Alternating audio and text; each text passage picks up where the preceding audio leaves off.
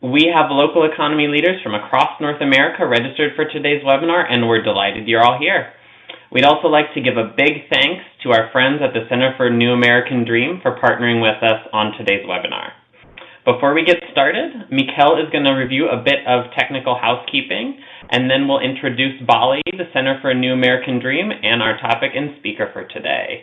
All right, take it away, Mikkel. Great, thank you, Martin. My name is Mikkel Davila, and I serve as the Spreading Solutions Associate at BALLE. I'm going to review a bit of housekeeping, like Martin said, provide a few reminders about the webinar series, and then hand it back to Martin to introduce our speakers. So if you're dialed in by phone but have not joined us in the webinar room, please find a link in your reminder email. If you are in the webinar room via the browser-based version of Fuse, please dial in using the phone number provided in your reminder email. If you elected to download the Fuse application on your computer, you may either follow the prompts for the internet phone connection or dial in by phone. Either option is available to you. Because of the number of webinar participants, we have the phone lines muted. If you have a question for our presenter at any time during the webinar, please type your question into the public chat window. If you elected to use the browser-based version of Fuse, your chat window becomes visible when you mouse over the speech bubble near the left-hand side of your screen. If you downloaded the application and are on a Mac, you can select the speech bubble icon on the top toolbar. Please make sure that your chat is set to everyone so that it is public. Sarah may answer any question during the presentation, but will hold most questions to the end of the webinar when we have time set aside for moderated Q&A.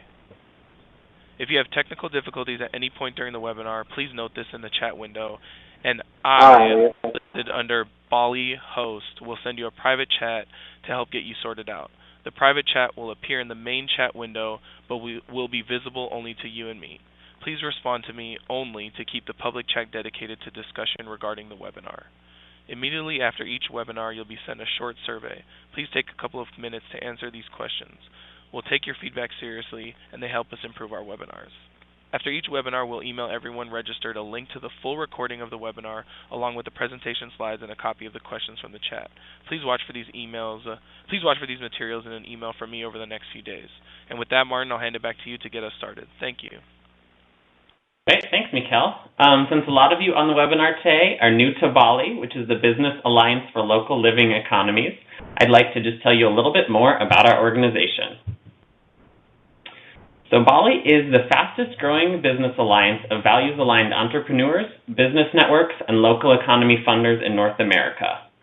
We are leveraging the collective voice of the localist movement to drive new investment, spread the best solutions, and harness the power of local, independently owned businesses to transform the communities where we work and live.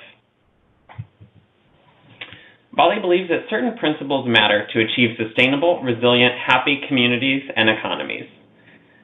Like it shows on this slide, we believe that ownership matters, place matters, nature matters, opportunity matters, we must measure what matters, and finally, relationships matter most.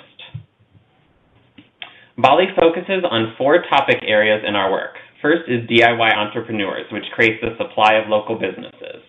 This is entrepreneurs that make, grow, and help their communities become more self-reliant and resilient. Next is Local First, which builds the demand for local in the community. And in this is campaigns, models, and policies and programs that expand ownership opportunities and shift purchasing and thinking towards local first. Next is Better Together, which are the programs that knit systems together. And in this, we highlight models for linking local businesses to leverage their purchasing power, policy change, and sustainable impact in their communities. Finally, community capital helps fund this whole system. And in our community capital programming, we feature promising new funding models that connect your local businesses with local lenders, local investors, and local donors. BALLE's flagship program is our Local Economy Fellowship, which connects leaders working in the local economy movement. BALLE Fellows participate in an intense, close-knit, and rigorous 18-month leadership immersion program that strengthens their capacity for transformative change in their communities. The applications for the 2014 fellowship will be announced this month, and we really hope to see some of you on the webinar apply for this program. BALLE is, at its heart, a membership organization of localists, entrepreneurs, local economy leaders, and pioneering funders. If you'd like to join our community, this is just a taste of the benefits that you'll receive as a BALLE member. You can head to bealocalist.org/join to learn more about membership. And finally, don't forget to like us on Facebook and follow us on Twitter and visit our website at bealocalist.org. Now we're going to hear from our partners on this webinar, the Center for a New American Dream. BALLE's mission aligns very closely with the Center for a New American Dream, and they just released, in partnership with us, the Guide to Going Local, a fun and idea-filled free guide to building localism wherever you are and whoever you are. So now I'd like to introduce Wen Lee, who is the Director of Online Media and Engagement at the Center for a New American Dream, to tell us a little bit more about their organization and the Guide to Going Local. Take it away, Wen. As Martin said, my name is Wen Lee, and I'm the Director of Online Media and Engagement at the Center for a New American Dream. Welcome, everyone, to this webinar. We are so pleased to be partnering with BALLE on this webinar about pop-up retail. So just to tell folks a little bit about New Dream, if you're unfamiliar with our work, our mission statement is on the screen. The Center for a New American Dream helps Americans to reduce and shift their consumption to improve quality of life, protect the environment, and promote social justice.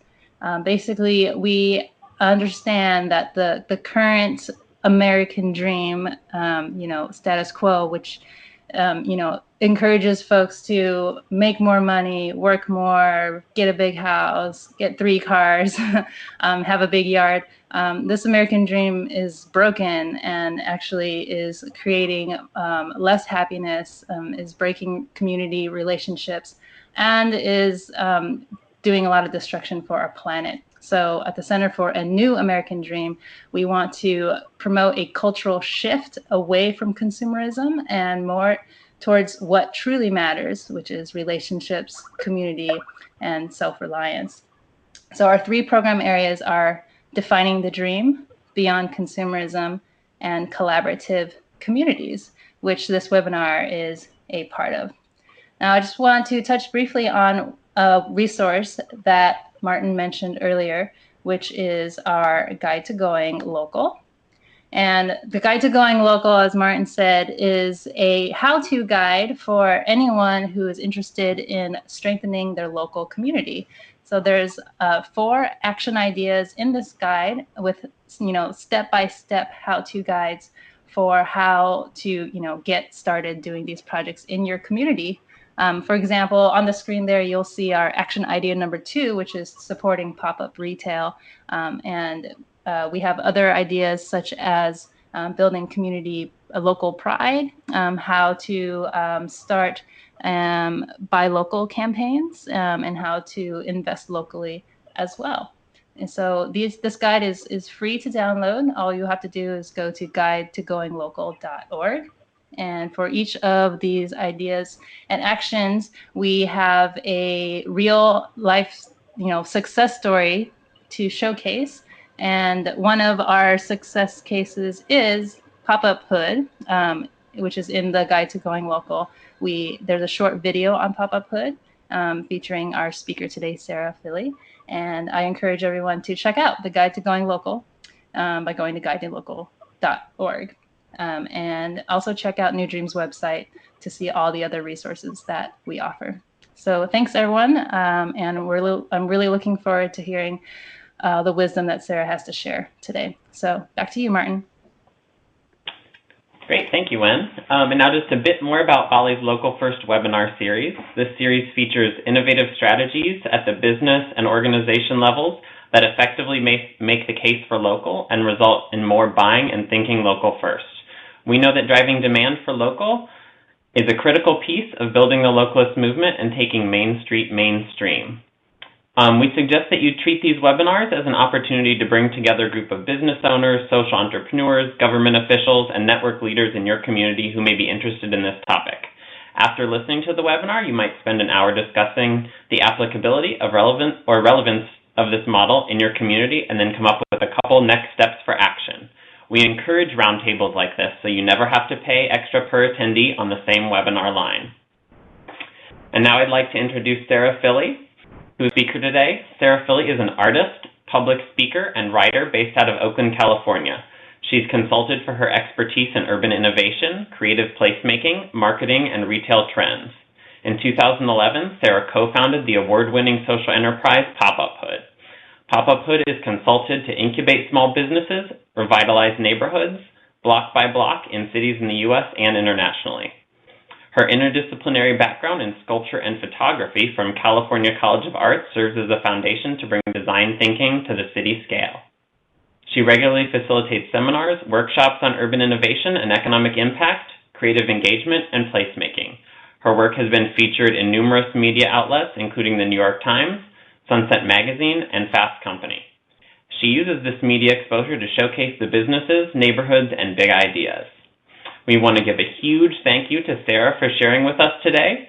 And just a reminder, like Mikkel said, during Sarah's presentation, if you have any questions, just type them into the public chat window, and Sarah may answer them during her presentation. If not, we will serve them up at the end of the webinar when we have dedicated time for questions and answers. And with that, I'll turn the webinar over to you, Sarah. Take it away. Okay, well, hello, localists. I'm very pleased to be here. Thank you so much, Martin, for the introduction, and Wen. It's great to hear your voice again, and Mikkel, thanks for all your technical help. I wanted to start today by introducing Oakland, the city that inspires me as an artist and inspired me to start Popuphood with my co-founder, Alfonso Dominguez. I've been in Oakland for 20 years, and the city itself was really struggling in this economy. And my impact as an artist was what led me to look for larger impacts that could be found with social enterprise. So I'll tell you a little bit more about Oakland.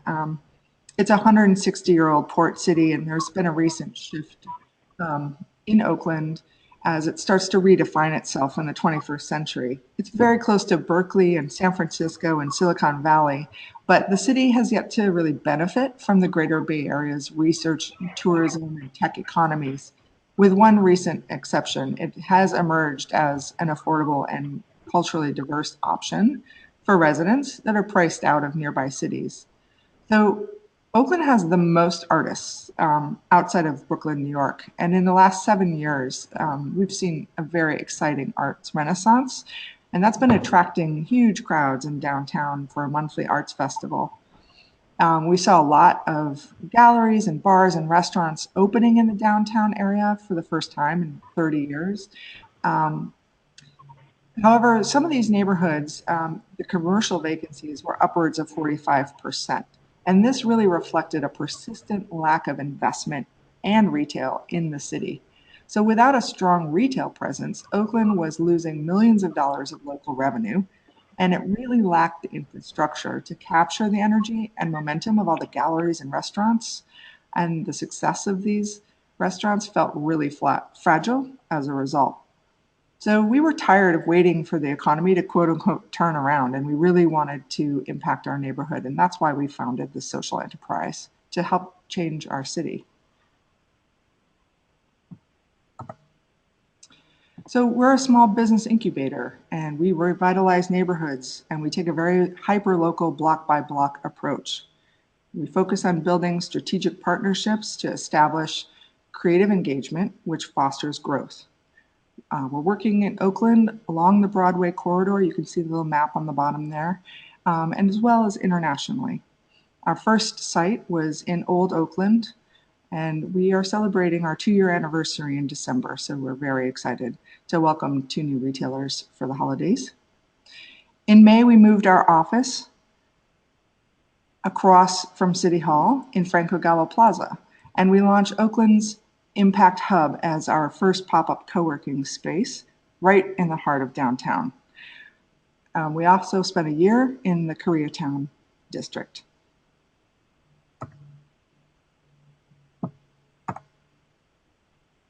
So this is an image of Old Oakland. This is our pilot area at the intersection of 9th and Broadway. At the time, this one block had 5 vacancies and a desolate feel, despite its historic charm and its proximity to transportation. about 2 years later, it's now the premier location in the city and one of the first choices for restaurants in downtown.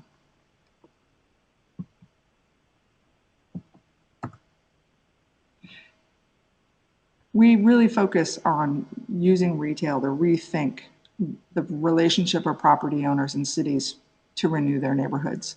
And we've worked with these amazing retailers, Umami Mart, Marion and Rose's Workshop, Crown 9, Hub Oakland, and our newest retailer is Manifesta. And all of these pioneering entrepreneurs wanted to be a part of what was happening in Oakland and wanted to be a part of the sharing economy and the creative economy that is popuphood. All of these businesses have gone from pop-up to permanent within the 2-year period, and we are currently measuring what that local impact is in terms of dollars in return on investment for the property owner.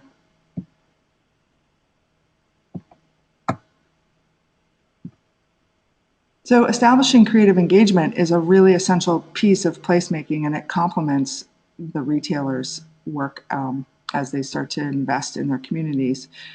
It solidifies the collaboration across public and private sectors, and we really design these strategies to lay the foundation for future implementations. The benefits are huge. They're very low cost, they're low risk, and they have very high impact as far as engagement and participation. It really energizes community buy-in, and it really provides meaningful input. It's very rich, qualitative data that we can get from these creative and fun interactions with a really diverse group of people in diverse ages. So that the responses that you get are from people that may not attend town hall meetings and they may not fill out a survey, but sometimes children and definitely seniors have input in how they want their communities shaped as well.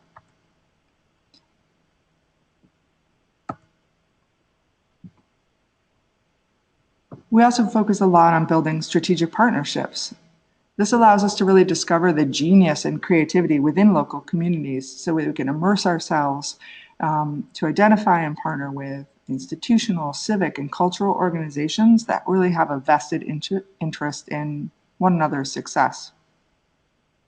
We look for common goals, overlapping missions, and way to really leverage efficiencies and share resources.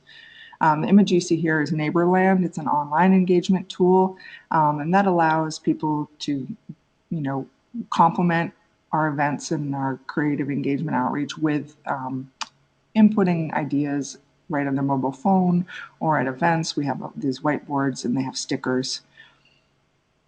We've worked with the City of Oakland, Oakland's community benefits districts.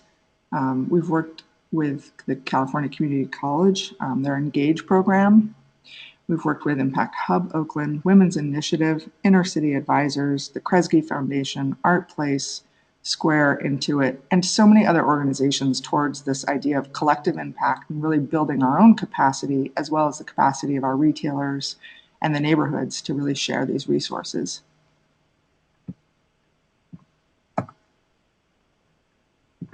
Our approach is really at the intersection of these 4 strategies. We really try to reach in to these communities as a local and do analysis and inventory.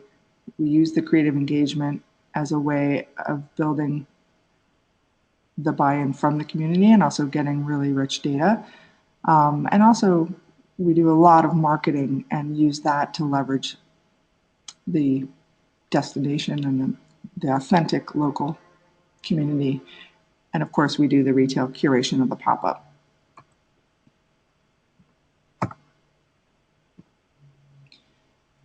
So the reach-in phase is really assessing our property's cultural context within the existing social and retail ecosystem to design strategies that complement the local community and also maximize the economic impact and return on investment for all the stakeholders.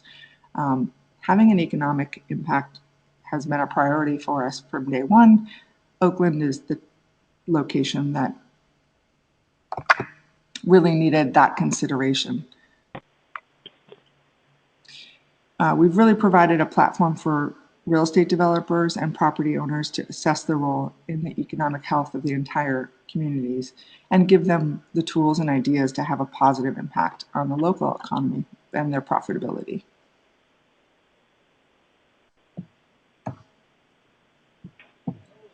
We really define creative engagement as working with people of all ages to emphasize the role that art and design can play in urban revitalization.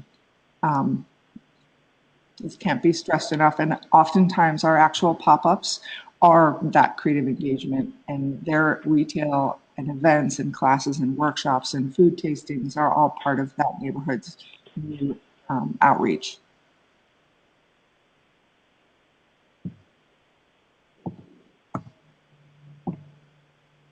The retail curation that we focus on is independent retailers, and we incubate them as local talent. We really provide the business services, the marketing, and the resources to lower as many barriers to entry as possible for these entrepreneurs who really want to invest in the neighborhood.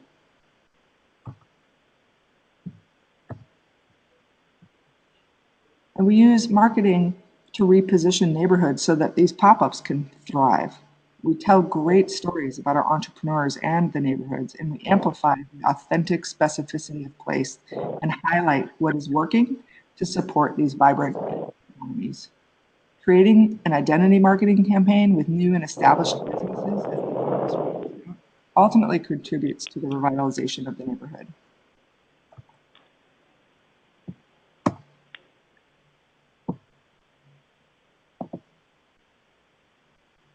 So it's really hard to market an empty building. So what we do is really celebrate and highlight the creative geniuses within these communities and our retailers and the existing businesses, and use that to tell a story of a neighborhood.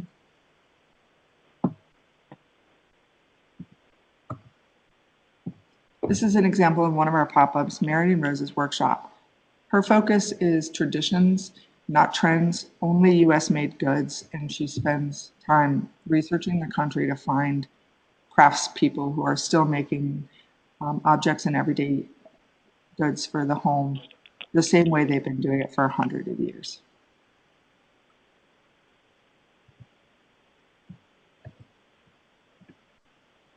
I just wanted to show you this map of downtown Oakland to show how our clustering economy approach really is starting to affect downtown Oakland's civic life.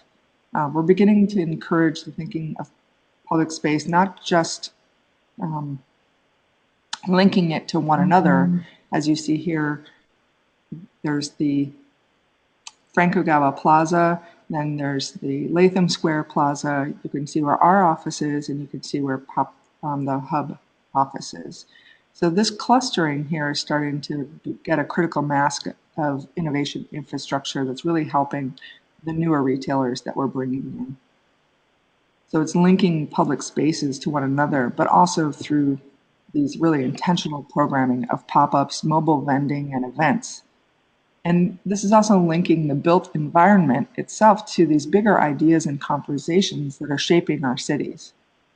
The urban prototyping movement started with a creative and DIY approach to urbanism, but it's quickly being adapted by cities. And with partnering with these early creative pioneers and supporting this new innovation and the infrastructure that's building around it, we can really test out new strategies right at the intersection of the local economic development and urban design.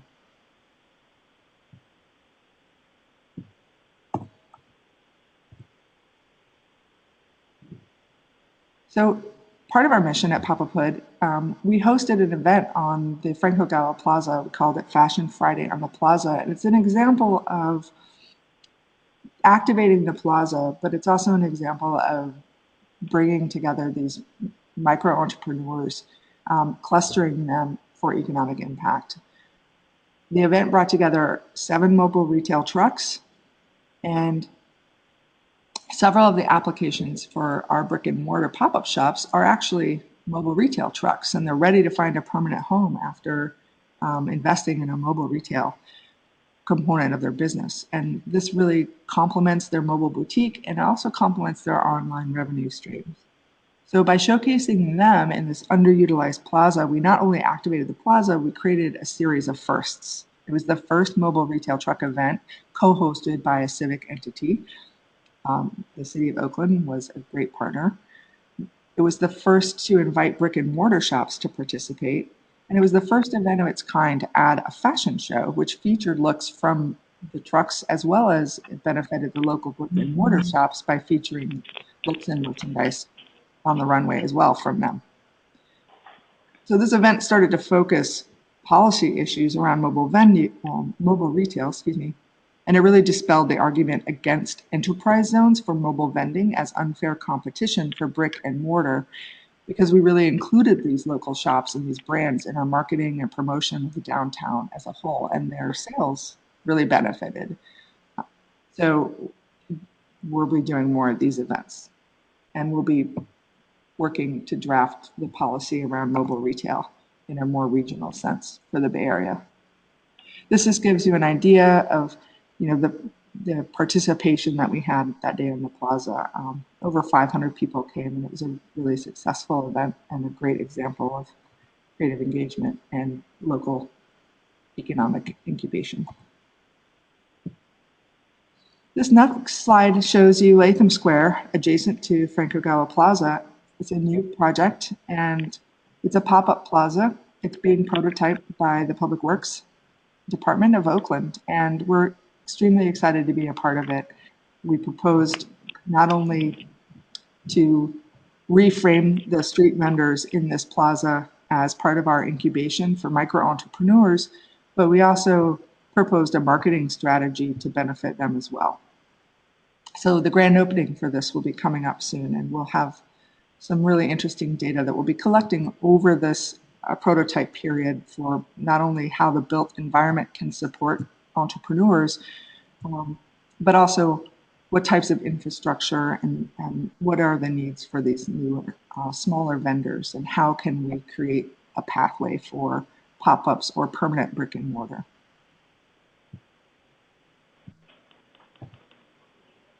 This is one of my favorite quotes by Edward Glaser, and it really underscores the need to look at micro enterprise as investing in people, as well as in the networks of industries that really aggregate macroeconomic growth. As retail is becoming more experiential, connecting these communities to the texture of experience behind the maker, the artists, the craftsperson, and the shop itself. If we redefine artists and makers as small businesses, then we powerfully redirect investment by showing that local micro entrepreneurs can really leverage technology and share their story and extend it beyond the local for global reach. The major takeaway for selecting talent is to leverage this exposure at the intersection of online and experiential retail and really use marketing to amplify a sense of place, drive profits, and really connect us to other people. That's the triple bottom line for us, and these values are what make us a social enterprise. There's a myth out there that people only shop online, and I think we've really demonstrated among many other shops that this isn't true anymore. We really want to meet each other. We want to touch the products. We want to hear about how these shop owners are following their dreams, and we want to help them along and support them, and we also want to be inspired to follow ours.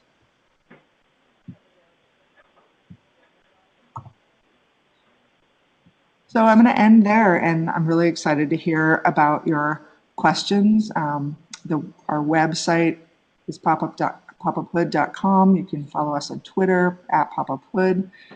We have all of our events posted on our Facebook, and of course Instagram. We have some great behind-the-scenes snapshots.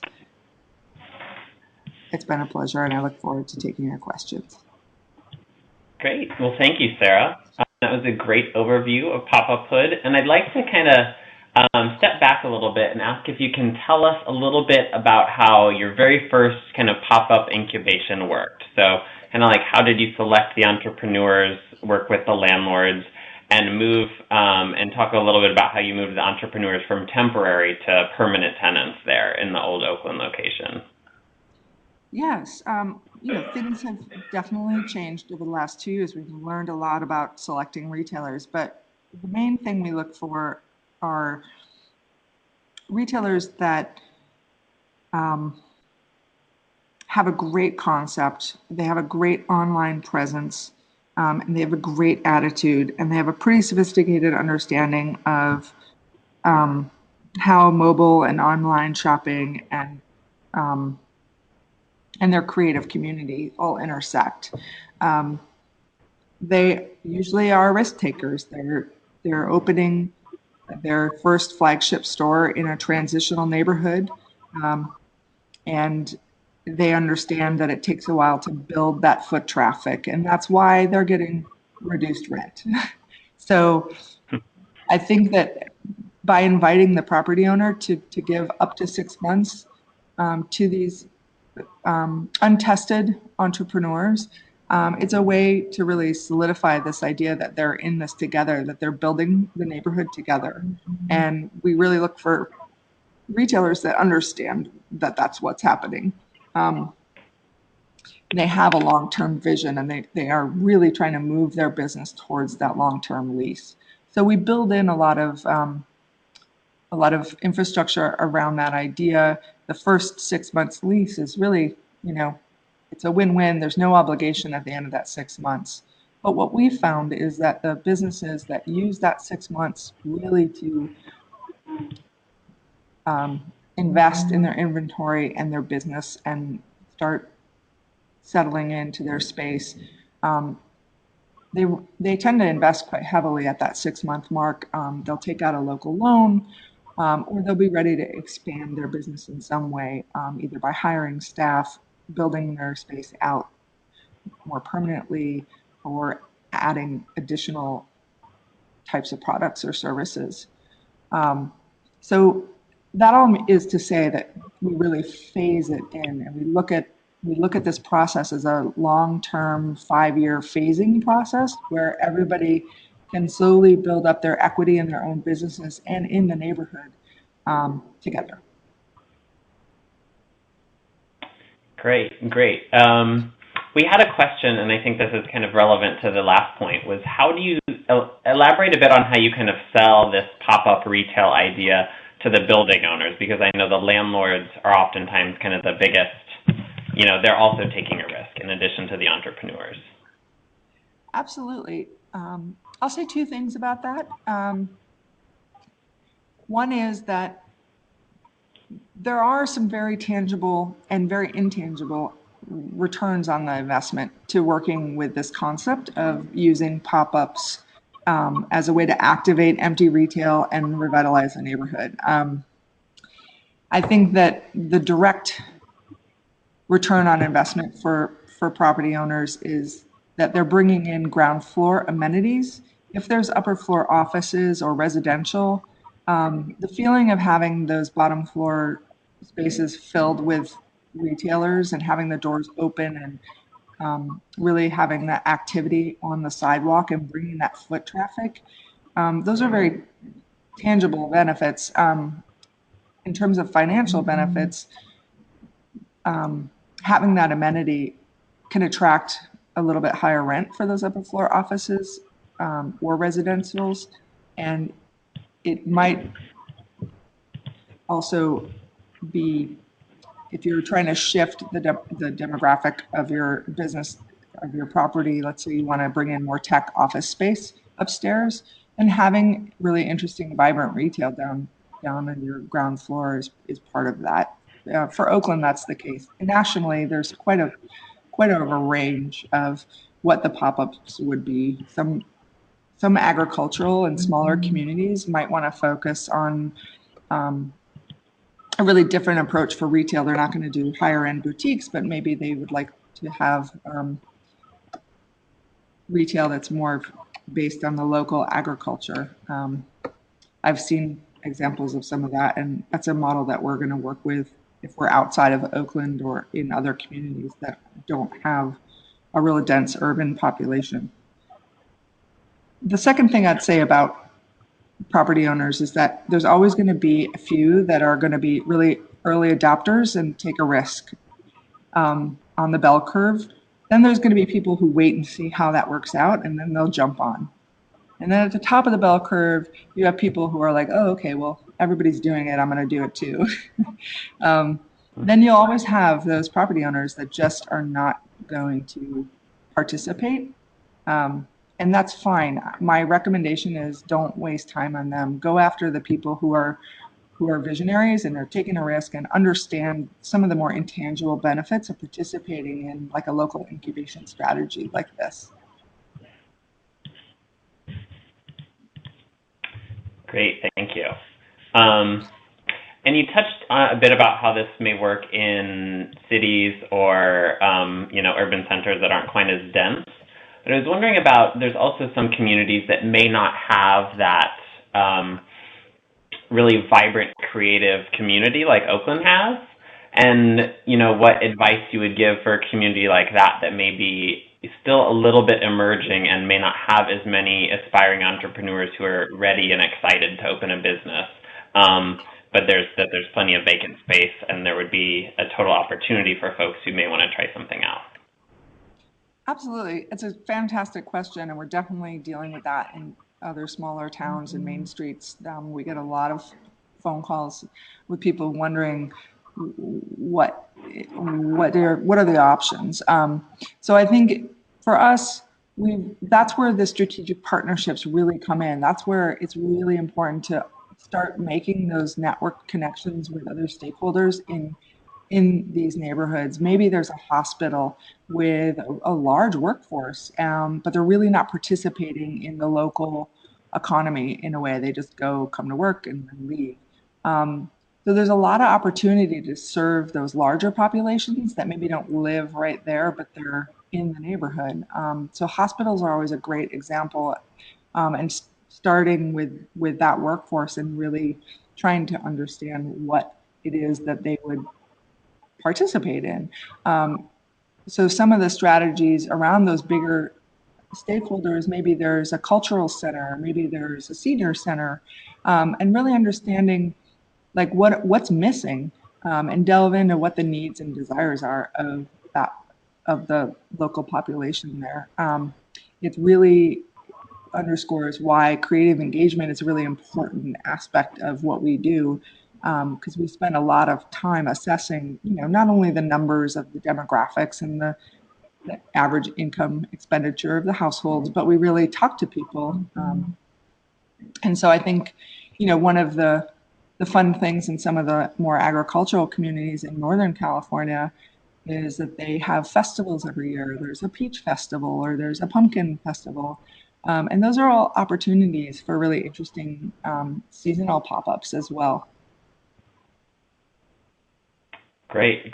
So another question we had was about asking, is there any technical or business assistance that you provide to those micro businesses or growing entrepreneurs to grow to a size where they can sustain a permanent location?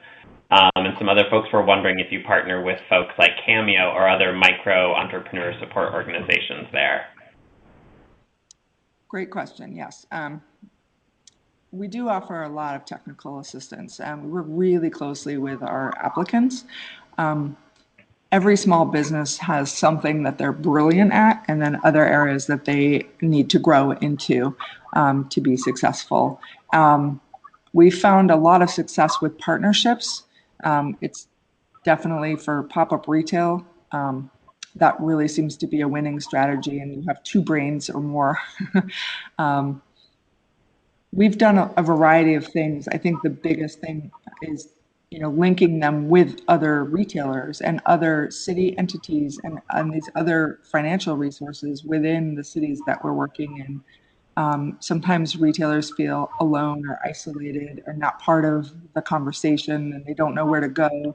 So at the very least, we're connecting them to each other, and in some cases, we're connecting them to our technology partners. In other cases, we're actually helping them write their business plans to qualify for some of the spaces and also for some of the loans, which takes them a little bit longer, but we've also developed ways to do that in parallel with that 6-month free rent, that we can help them ramp up as well on their business and financial side to prepare for that loan that typically the business is going to need at that 1 year mark to just get to that next level. Certainly the marketing, for a pop-up retailer to open up with 3 or 4 other retailers at the same time, that collective marketing really does impact their chances for success if they are prepared with their online shopping sales. They can really leverage international press to their advantage in terms of revenue. Great, great. Piggybacking on that, so there in Oakland, who have you found to be the best kind of partnerships to work with, whether they're specific city departments, particular advocates in the city, or officials that you found to be really, really helpful? I think that as far as, the broad base of the people that are participating today, I think the most useful answer to that would be to really bring the different departments together at the table and at the very beginning of the process, if possible. There's always going to be a few passionate people. They might be in public works. They might be in permitting and zoning. They might be in marketing. They might be in local economic development. Find your passionate allies and leverage them, because really, what has made us very successful is really bringing the intersection of various departments together to work in concert in a way that I think that a lot of cities, especially like Oakland, they're very under-resourced and understaffed. There really isn't a culture there to kind of check in with each other and find out what the right and left hand is doing. And so I think partnering with the city as a way of providing borrowed capacity has been a really powerful tool to inject like enthusiasm and innovation into a really, really like strapped and fatigued government body. And I think that I don't think it necessarily matters which department you're in, as long as you have some leadership and a willingness to be flexible and try different things. I mean, the reason I put the Latham Square project in is because it was led by a public works agency department with state funds for transportation. But there was a willingness to bring in economic development strategies, to bring in marketing, and to really test out what that intersection looks like not just testing out the built environment, but test out a programmatic approach as well. Mm-hmm. Great, thank you. Randy had a question just about popuphood in general. So are you a nonprofit, and what is your kind of revenue model? How do you guys stay afloat as an organization that helps facilitate this? Yes, we're a social enterprise. I came from the arts. I worked in the arts for 20 years and I'm an artist myself. So I saw firsthand how the nonprofit structure could really benefit from some of the speed and iterative processes that startups have. They're very lean and quick. So we wanted to use that for social impact. And so for us, that was the best model.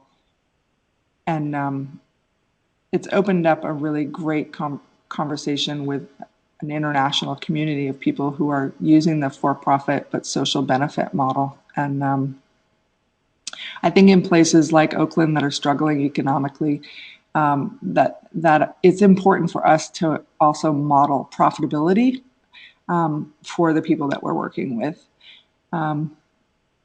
I see Better Block. We've met with them and talked with them, and they're a great example of like an open source strategic use of sort of crashing a block and making it awesome. That's great to see in the chat feed. Oh, our revenue model was the other part of that question. So we're primarily consultants. So we work with cities. We do workshops. We can do roundtables. We do trainings with CBD managers.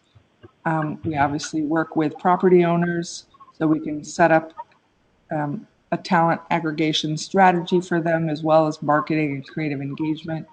I've been asked to consult on RFPs and how to make them more receptive to innovators in the municipal process. So a variety of ways that we do consulting work. Great. So kind of to take things back a little bit, you know, a lot of folks on the webinar, I assume, are probably thinking, you know, is pop-up right for me? I'm just kind of interested in this idea. So what, for folks who are maybe thinking about the applicability of your model in their community, what are some questions that they should ask themselves even before getting started? Great. Yeah, the nuts and bolts. You want to ask yourself what the end game is. If it's just to activate space, if it's just to get the windows looking good, if it's to bring investment, you want to be clear on what the measure of success is for your property, for the business owner, for the town itself. What would make everybody feel like, oh, great, we've done something. For us, it was signing that long-term lease. That was our measure of success. Obviously, you know, helping the perception of Oakland was our second measure of success. And with the press and the media attention, we've certainly achieved both of those. So being clear on the goals, because you can go a lot of different directions with pop-ups. You can court, you know, if you're in a more cosmopolitan area, you can court really big brands to test out their branding concepts, their new concepts. You can get a Puma store, or, you know, you can go really big with pop-ups. You can use them as we do for incubation and economic development, where you're going to really work with the pop-ups over a long period of time and help them develop their business and connect them to resources locally. Or you can look at it as a seasonal, which is a more classic example of pop-ups. So I think being clear as to which strategy you want to employ, what fits your community, is definitely a piece of the puzzle on the front end. I think that the size of the space really matters. People want intimate spaces, and they want something to feel really authentic, and they want something to feel that it's specific to a neighborhood or a place. And so selecting retailers or giving them the training they need to really do merchandising that really supports that feeling of being local and their brand is really important. So if you're in a community that maybe has you know, less of a creative, artistic population, but there's a lot of nonprofits and they do a lot of outreach with children and they need a place to study. You can, you know, use the pop-up to try out different social services and different ways to bring some of the social services to a downtown community or a Main Street community. So there's a lot of different strategies to think about it. I think another piece to our success is the smaller the square foot, the better. And in you know, places like New York and Melbourne, the square footages are really tiny, and that's what makes them charming and affordable once they do sign that long-term lease. And so it's really hard for a new retailer to come into a 3,000 square foot space and make it feel full and, you know, exciting. And I think that, you know, allow your pop-up retailers as well as the city and these partnerships to like co-create what that creative engagement is.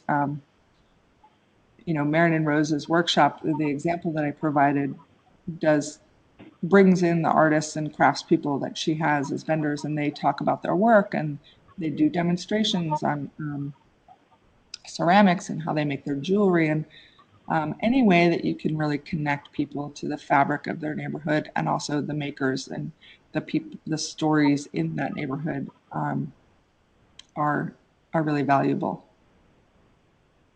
Great, great. You guys have just really thought about like every possible use of this kind of pop-up idea, and I think that's fascinating, even going beyond just retail to other kind of community services and other things that you could do.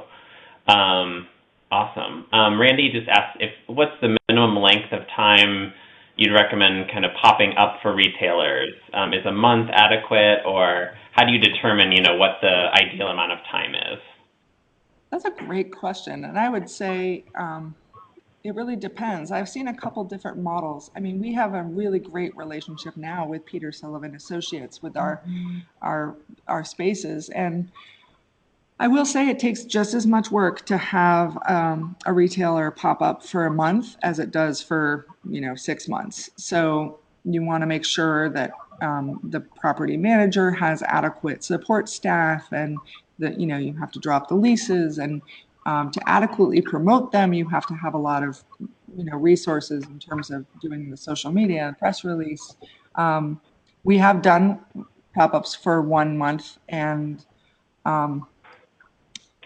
it's it can be very successful and strategic, especially for the holidays, although they usually tend to want to do it for the 3 months.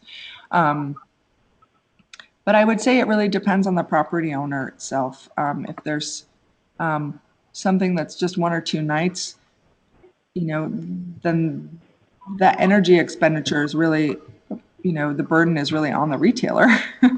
So if they're young and energetic, I mean, why not? But since our measure of success is more of that long-term lease, we do a lot of front-end work, and then making the space really branded and charming and inviting. It really takes time, and it does take a little bit of financial investment up front to make that happen. So that's my best answer, Randy. Great. I think it really varies. So, but that's really a lot of good things to think about when you're thinking of what time is best. You mentioned successes. I was wondering if you have one great story of a successful business that you worked with that you'd want to share with us. Because for me, I really like to hear those kind of really specific stories of what worked. Oh, absolutely. I think I'll focus on Umami Mart as an example.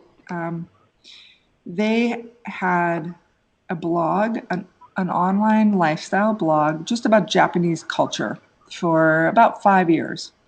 And then 2 years ago, they started adding online shopping for great barware, kitchenware that they found in their travels in Japan. They had an international group of people who were contributing. So he had a huge built up online community that was really passionate about Japanese food and culture, and really beautiful barware and kitchenware. And when they decided that they wanted to be a part of Oakland and a part of popuphood, we were thrilled. I mean, they were already pretty seasoned business people for that. Developed it for over that 5 years, and they were a partnership. They kind of had all the ingredients. They had some capital, and they just hit the ground running. They spent 10 grand. They designed their space in a couple months, and they built it all out in 3 weeks and opened their doors. And they just had their 1-year anniversary. And they have some interesting statistics about what is the real maximum formula for success. Their online sales were pretty good, but they doubled their online sales just by having the brick and mortar. That's a really important measure of success. The other interesting fact is that 75% of their sales for those first couple months were online sales. They were able to qualify for a small loan to build out the rest of their store. They put in a kombini, which is like a Japanese convenience store, in the back of their store at that 6-month mark. And then they went further, and they put in they replaced the floor. They've hired staff, and they just do so many events that keep their passionate community engaged in the brick and mortar and the experiences of sake tasting and how ramen noodles are made. And they have bento boxes for lunch. So I think that they're excellent examples of the relationship and the importance of having that online retail component. Because of the way that people shop, it's very fluid. They'll come into the store, they'll buy it online later, they'll buy it as a gift internationally.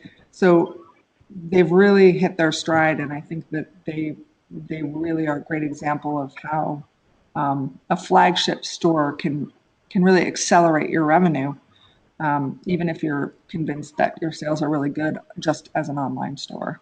And they're having a great time as well. Great.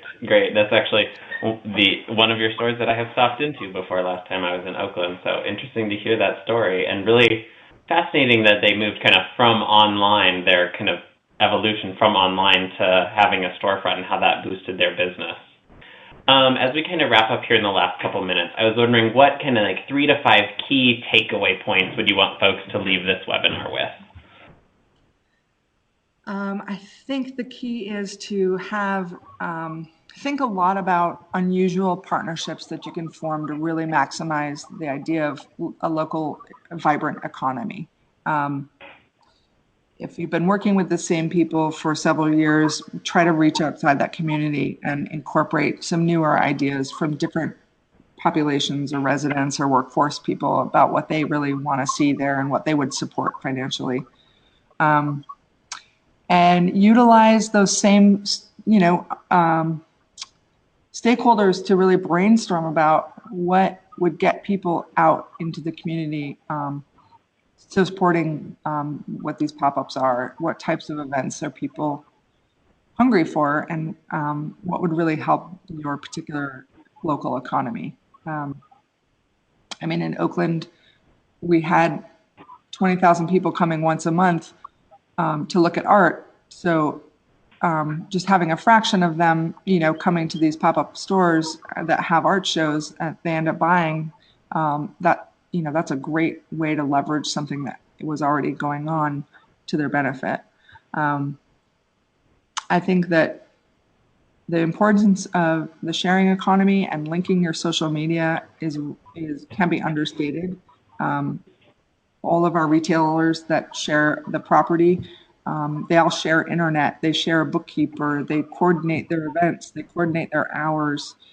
So really linking your pop-ups together is vital so that they feel supported as a peer group, really. Because if you're a city official and you're thinking about, creating an incubator or a pop-up program, you need to build in the infrastructure that they can connect with one another as well. And social media is the easiest way to do that. And then I think that one of the key successes is to be willingness to experiment and to have everybody on board as an experimenter and a contributor and a participant to find out what's going to fit best in your local community. The process of experimentation and discovery is important, and then later that can be rolled into policy and create programs. Wonderful. Well, thank you, Sarah, and thanks everyone for your great questions. We're about out of time, so I'm just going to wrap things up here. And as you see on here is Sarah's contact information if you want to follow up with you. And we want to give, Sarah a huge thanks for sharing with us, and a big thanks to our partners at Center for a New American Dream and Wen, who's on the webinar with us, for partnering with us on today's webinar. Like Mikkel said earlier, after the webinar, we'll email everyone registered a link to the call audio and the presentation material, so watch for an email from Mikkel in the next couple of days. You can always purchase past recordings of BALLE's webinars at our website on bealocalist.org, and we have tons of past webinars there on our website.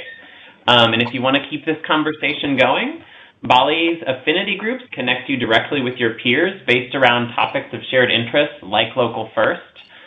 These groups have launched and are available to BALLE champion and leader members. So we encourage all of you to participate who are members to sign up for the Local First Affinity Group and continue this conversation online. Shortly after this call, you'll receive an email with a link to a short survey about this webinar, and we take your feedback very seriously and really hope that you take this survey because we use it to improve our webinars and hear about topics that would be of interest to you. Again, thank you so much to Sarah for sharing your time, and thank you to Wen and the Center for a New American Dream for partnering with us on this webinar today. And a huge thanks to all of you for joining us. Have a wonderful afternoon. Thanks. Bye.